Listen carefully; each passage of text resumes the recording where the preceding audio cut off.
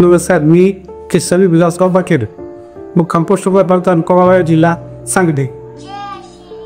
मला 2023 डिसेंबरमध्ये पॅरालिसिसचा स्ट्रोक आला होता.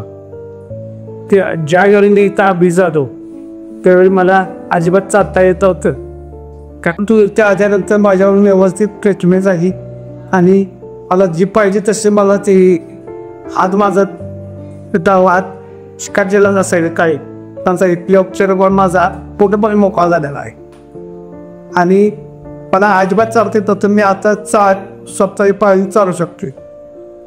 आणि ह्या ठिकाणची सेवा अशी आहे की मी ह्याच्यापूर्वी कुठं आजी नव्हती आणि बघितली नव्हती.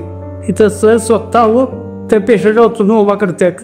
मी आलो स्वतःहून त्या पेशंटला उभा करून चल काय पाहिजे द्यायचे सर्व उपचार चांगले आहेत. त्यापुढे स्टाफ बोलला आहे तो पण अतिशय क्रेबल आहे.